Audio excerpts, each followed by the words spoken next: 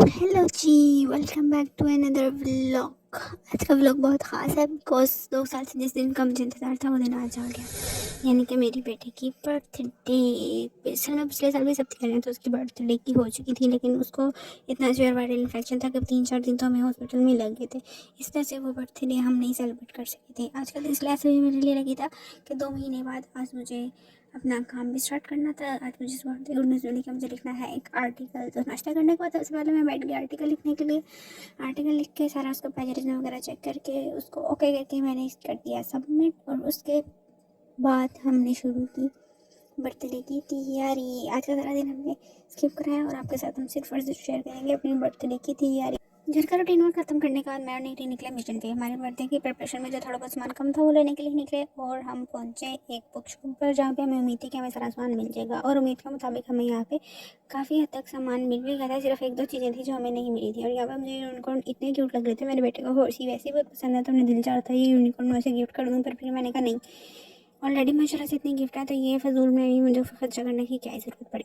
यहाँ पे इतनी मज़े मज़े की चीज़ें थी, देख देख के था। खैर नूरी को यहाँ पर पसंद आ गई थी रिंग, लेकिन उसने दी कोई नहीं बिकॉज इनकी क्वालिटी कोई इतनी ज़्यादा खास नहीं थी। हमने जो अपनी चीज़ें अंकल से कहा था निकालने के लिए उन चीज़ें उन्होंने हमारी मर्ज़ी के मुताबिक निकाली और बगैर किसी डिस्काउंट 1 रुपये का भी लिहाज किए बगैर अंकल ने हमें वो चीज़ें पैक करके दे दी। जी हाँ, कोई डिस्काउंट नहीं दिया इन अंकल ने, हमें बहुत ही भूखे थे। खैर हम पहुँचे घर और आकर हमने अपनी तैयारी शुरू की। मेरा ख्याल था कि हम ना ड्राइंग रूम में प्रिपरेशन करेंगे तो वहाँ पे आराम से हम बैठ जाएंगे बिकॉज मुझे ये लग रहा था कि अशी हमारे घर आने तक सो चुका था। लेकिन ऐसे ही हम घर आए तो अशी सब तो बैठे हुए नाच रहे थे और उनका कोई रहता नहीं था सोने का। उल्टा से जैसे ही पता चला कि मैं उसे छोड़ के मार्केट गई हुई थी तो वह तो बिल्कुल बेएतबार होकर मुझे चिपक गया।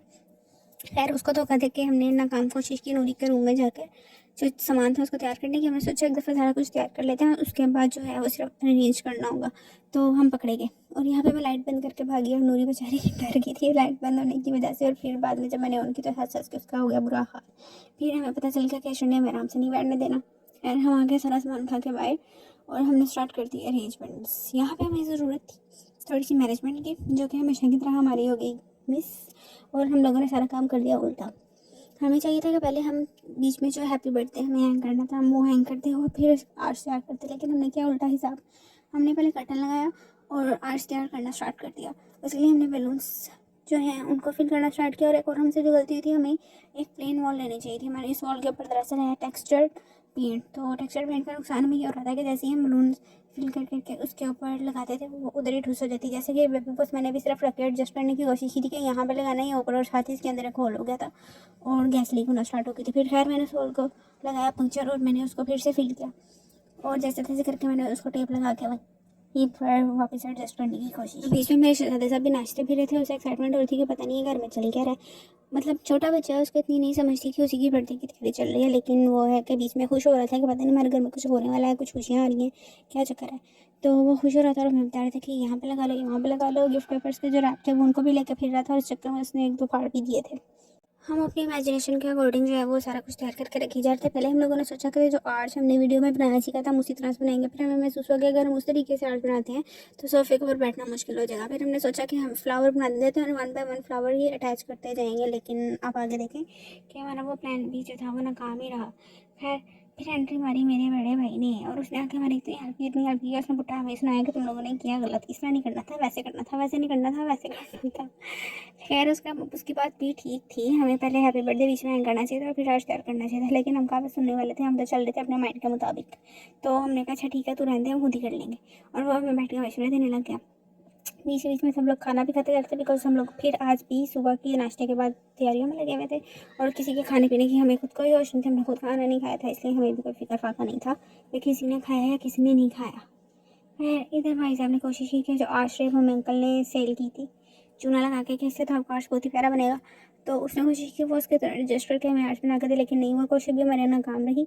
और एक के बाद एक बलून जो हमारा इस टेक्सचर्ड पेंट वॉल की वजह से फटता जा रहा था। हमने फिर भी फ्लावर वाला अपना तुक्का लगाया और यहाँ पे तक तो हमारे फ्लावर जो है वो बड़े मज़ेदार लग रहे थे। एक के बाद एक हम लगा रहे थे और वो बड़े क्यूट लग रहे थे, लेकिन 2 मिनट बाद दिखा देता एक इधर से ठा की आवाज़ आई, एक उधर से ठा की आवाज़ आई।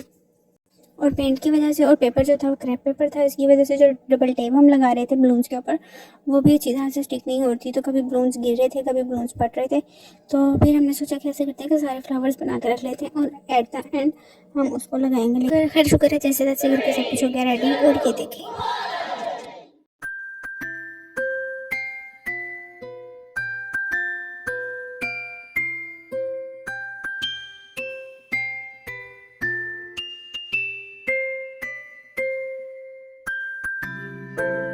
होप आपको ये डेकोरेशन क्यूट लगी। उसकी क्यूट डेकोरेशन के चक्कर में ही हमें करते हैं सब्सक्राइब। और आज मेरे बेटे की बर्थडे है तो ये सब्सक्रिप्शन जाएगी उसको as a gift, thank you.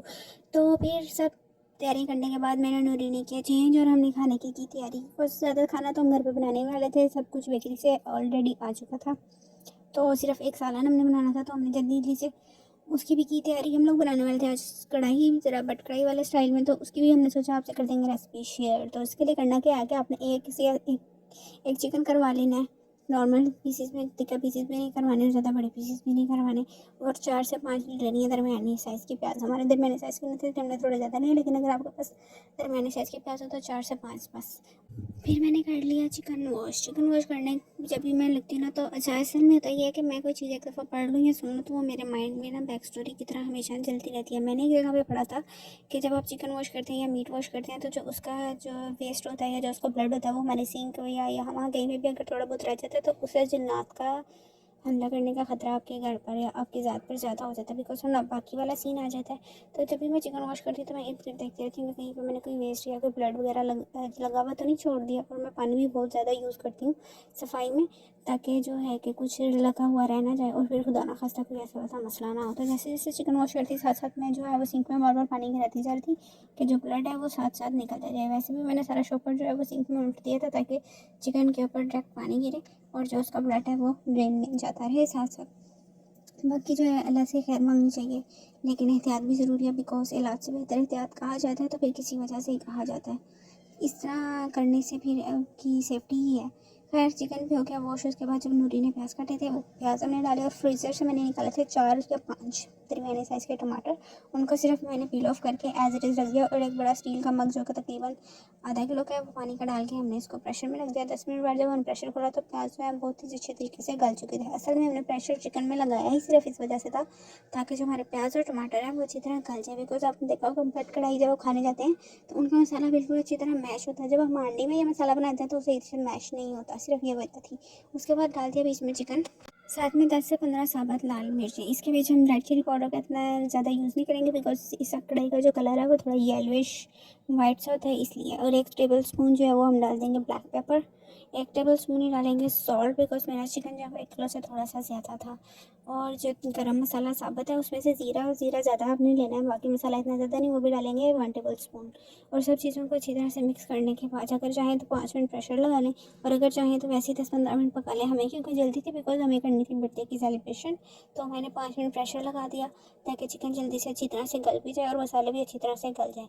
5 minute pressure लगाने के बाद जब मैंने खोला तो ये देखें हसीन तरीके से चिकन भी गल चुका था और मसाला भी ऑलमोस्ट भुनने के पास था। अब इसके बाकी जो लाजमत है उनमें आती है 1 पाव दही अच्छी तरह से बीट की हुई ताकि लम्स ना बने उसके, 1 टिक्की ये ब्लू बैंड की, थोड़ा सा अदरक चिली और ये कोरिएंडर, इन सबको भी बीच में एज इट इज़ डाल दूँगी। मक्खन डालने से ये होता है कि ज़रा मज़ेदार सा टेस्ट आ जाता है। अगर आप चाहें तो आप देसी घी भी डाल सकते हैं और मक्खन दोनों डाल सकते हैं। मैं सिर्फ यहाँ पर मक्खन डालूँगी बिकॉज देसी घी भी डाल देंगे तो फिर हांडी जो है वो बहुत ज़्यादा एक तो ऑयली हो जाती है, ऊपर से जल्दी से जम भी जाती है क्योंकि सर्दियाँ हैं तो सालन जल्दी ठंडा हो जाता है। ये सब कुछ डालने के बाद सिर्फ और सिर्फ 5 मिनट के लिए आपको इसको हल्के आग पर रखना है और फिर इसको बस भून लेना। बिकॉज हरी मिर्चा और कोरिएंडर का जो जायका वो इसी तरह आना चाहिए जैसे बस ताज़ा ऊपर स्प्रिंकल किया, और ये नहीं कि बीच में गला के उसको हलवा कर देना। 2 से 4 मिनट या 5 मिनट पकाने का मकसद ही यही है कि जो हरी मिर्चें हैं वो भी खड़ी खड़ी रहें और हरा धनिया भी जो है वो फ्रेश नज़र आए, वरना पक के काला ना हो जाए। इसको आपने किसी ऐसी चीज़ से ढकना है जिसमें से स्टीम निकलती रहे, स्टीम ज़्यादा अंदर ना रहे। और 5 मिनट बाद हांडी मेरी जो तकरीबन मज़ेदार तरीके से तैयार थी, इसको मैंने भून लिया और टाइम हो रहा था ऑलमोस्ट 11:45। तो मेरा बेटे साहब बैठे हुए थे बड़े चिल माहौल में, अब्बू के साथ बैठ के वो देख रहे थे कार्टून। तो मैंने सोचा जल्दी से रख देती हूँ चाय, बिकॉज़ खाने में हम केक के साथ इस वक्त चाय पीने वाले थे और उसके बाद हमने थोड़ी देर बाद अगर दिल चाहेगा तो कोई खाना खा लेगा। वैसे खाना तो रेडी था, जिसका दिल चाहे वो खा ले जिसका नहीं। तो इसलिए मैंने बनाई चाय और दूसरी तरफ मैंने उसको किया रेडी। बच्चों को रेडी करना भी कहाँ आसान होता है, इसी तरह मेरे बेटे के साथ रेडी करने का मतलब है कुश्ती लड़ना। उसको मैंने बड़ी मुश्किल से जैसे तैसे रेडी किया और वो देख रहा था साथ साथ कार्टून और मैं से कहती है शी इधर मुँह करे, शी इधर मुँह करे, इस तरह मैं तुझे कैसे रेडी करूँ, लेकिन वो भी कहाँ ही सुनने वाला था। इतनी मुश्किल से मैं ऐसे करी थी रेडी, और ऊपर से मैंने आज उसे फर्स्ट टाइम लाइफ में बनाई थी हाई नेक, कभी उसने पहनी नहीं थी इसलिए उसको हो रही थी उलझन। लेकिन आज का ड्रेस भी मतलब जो थीम थी बर्थडे की वो ब्लू एंड ग्रे वाइट थी, तो इसलिए मैंने उसको उसी के मुताबिक ड्रेस भी बनाया था। और अभी तो इसके लिए था एक और सरप्राइज डांगडी, क्योंकि वो भी इसने अभी तक नहीं पहनी थी। रोम्पर्स वगैरह तो बच्चे पहन ही लेते हैं, तो वो अभी तक इसने नहीं पहनी थी, इसलिए मुझे उसमें भी नखरे दिखाने थे। इसलिए मैंने इसको जैसे तैसे मैंने सोचा जो भी कर लूँ, मैंने इसको मार कूट के जैसे मर्जी, बस आज मैंने इसको कपड़े पहना देने। लेकिन अल्लाह का शुक्र है ये नौबत नहीं, उसने आराम सुकून से पहन लिया पार्टी के चक्कर में, बिकॉज उसको लग रहा था हमारे घर कुछ हो रहा है, कोई फंक्शन वगैरह, तो मैं सुकून से तैयार हो जाऊँ। घर कपड़े पहनने का प्रोसेस तो as compare to other days easy ही रहा, लेकिन आने वाला था असल मसला शूज़ पे, बिकॉज ये ना शूज़ पहनता है, ना कैप पहनता है, ना जैकेट पहनता है। बहुत ही मुश्किल काम है इसको ये सब चीज़ें पहनाना। और वही हुआ कि जब शूज़ की बारी आई तो ये भाग गया, कहता है मैंने नहीं पहने। बड़ी मुश्किलों से तरले मिलते कर कर के मैंने इसको पहनाए शूज़। बाकी सब भी रेडी हो चुके थे और अब होती है इसकी entry. Happy birthday, it's your birthday। शुक्र अल्हम्दुलिल्लाह आज के दिन के लिए मैं अल्लाह पाक का जितना शुक्र करूँ उतना कम है। अल्हम्दुलिल्लाह मेरी फैमिली भी बहुत सपोर्टिव है, उन सब ने मेरे बेबी के बर्थडे में पूरी तरह से पार्टिसिपेट किया। सब माशाल्लाह बहुत खुश थे। अल्लाह पाक मेरे घर वालों को और आप सबके घर वालों को भी इसी तरह खुश रखें, सब लोग मिलजुल कर प्यार मोहब्बत और इत्तेफाक से रहें। आज का दिन मेरे लिए बहुत बहुत बहुत अच्छा गुजरा, शुक्र अल्हम्दुलिल्लाह। मेरा बेटा जो है वो अपनी बर्थडे के लिए पहले तो बहुत ज़्यादा खुश हो रहा था, बिकॉज उसे लग रहा था कि हम लोग अरेंजमेंट करें, खुशी करें किसी दूसरे के लिए। लेकिन जब उसे पता चला कि उसी की बर्थडे और सारी जो है लाइमलाइट वो उस पर है, सारा फोकस सबका उस पर है, तो उसने शर्माना शुरू कर दिया नई वाली दुल्हन की तरह। पहले मैंने उसे बोला कि अच्छा चलो आप मामू और मामी के साथ बैठ जाओ, बिकॉज वो मामी से बहुत ज़्यादा अटैच है, तो मैंने कहा शायद वो कंफर्टेबल फील करेगा। लेकिन नहीं, उसने नहीं फील किया कंफर्टेबल, और वो शर्माता ही रहा। कैंडल जलाने के बाद उसको सबने कहा केक कट करो, लेकिन नहीं, वो फिर भी शर्माया था। फिर मैंने सोचा कि शायद मैं उसके पास जाकर बैठूंगी, वो कंफर्टेबल रहेगा तो शायद कट कर लेगा केक।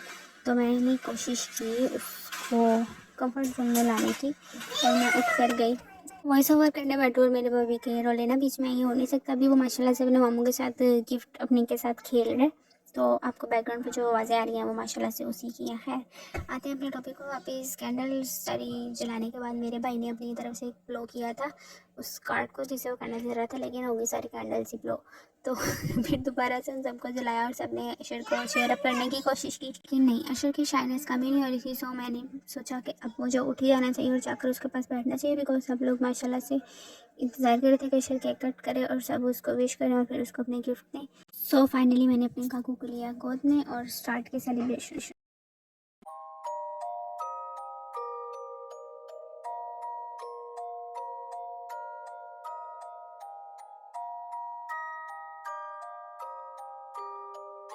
शुक्र अल्हम्दुलिल्लाह आज के दिन के लिए अल्लाह का बहुत ज़्यादा शुक्रिया। और अल्लाह के बाद अगर किसी की ज़्यादा का मैं शुक्र अदा करूँगी तो वह है मेरी फैमिली, बिकॉज़ अल्लाह का अता किया हुआ ज़रिया है मेरी खुशियों का वो लोग। तो दुआ में याद रखिएगा आप लोग मुझे भी, मेरे बेबी को भी और मेरी फैमिली को भी, because as a single parent मेरे लिए ये एक अचीवमेंट थी। मैं अपनी बेबी के लिए जो भी करती हूँ मेरे लिए वो माइलस्टोन होता है। जैसे माँ बाप बच्चे के माइलस्टोन का इंतज़ार करते हैं कि वो चले बोले एंड एवरीथिंग अचीवमेंट्स, तो मेरे लिए माइलस्टोन होता है कि मैं अपने बेबी के हर मोमेंट को अच्छे से सेलिब्रेट कर सकूँ, उसकी ज़िंदगी में किसी किस्म की कोई कमी अपनी कोशिश करती हूँ कि मैं अपनी अल्लाह की दी हुई हर नेमत में से उसको खुशियाँ दूँ।